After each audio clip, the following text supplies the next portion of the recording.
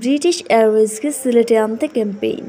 বিশ্বের অন্যতম নামকরা বিমান পরিবহন সংস্থা ব্রিটিশ এয়ারওয়েজ দীর্ঘ 11 বছর পর এই এয়ারলাইন্সটি ফের বাংলাদেশে ফ্লাইট চালু করার আগ্রহ প্রকাশ করে বাংলাদেশ সরকারের অনুমতি চেয়েছে। ব্রিটিশ এয়ারওয়েজ ফ্লাইট চালাতে চায় ঢাকা লন্ডন রুটে, তবে সামগ্রিক দিক বিবেচনায় সিলেটিদের মধ্যে ব্রিটিশ এয়ারওয়েজের ফ্লাইট সিলেট লন্ডন রুটে পরিচালনার দাবি উঠেছে। বিশেষ করে যুক্তরাজ্য প্রবাসী সিলেটিরা এই দাবিতে সক্রিয় হচ্ছেন। এরই প্রেক্ষিতে অনলাইন ক্যাম্পেইন চালানোর গুরুত্বপূর্ণ মাধ্যম 38 ডিগ্রিজ এই বিষয়টি নিয়ে শুরু করেছে ক্যাম্পেইন।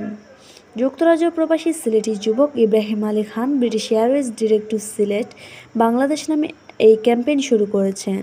তিনি ক্যাম্পেইনের পক্ষে 7,000 মানুষের সমর্থন চেয়েছিলেন। মাত্র 3 দিনে সেখানে সিগনেচার করেছেন 6,990 জন। ক্যাম্পেইনের গুরুত্ব বোঝাতে ইব্রাহিম আলী খান লিখেছেন, ইংল্যান্ডে বসবাসকারী বাংলাদেশের মধ্যে বড় অংশই সিলেটের। বেশিরভাগ পর্যটক প্রতি বছর বাংলাদেশে ভ্রমণ করেন এবং তারা সবাই সিলেটের। এজন্যই বিষয়টি নিয়ে ব্রিটিশ এয়ারওয়েজের চিন্তা করা উচিত। এই ক্যাম্পেইনের পক্ষে অসংখ্য ব্যক্তি মতামত ব্যক্ত করেছেন। তাদের সবার দাবি, ব্রিটিশ এয়ারওয়েজ যাত্রী সংখ্যা বিবেচনায় সিলেটেই তাদের ফ্লাইটের গন্তব্য নির্ধারণ করবে। জানা গেছে, ব্রিটিশ এয়ারওয়েজ বাংলাদেশে যে ফ্লাইট চালুর আগ্রহ প্রকাশ করেছে সেটি এখন যাচাই করছে বেসামরিক বিমান চলাচল ও পর্যটন মন্ত্রণালয়।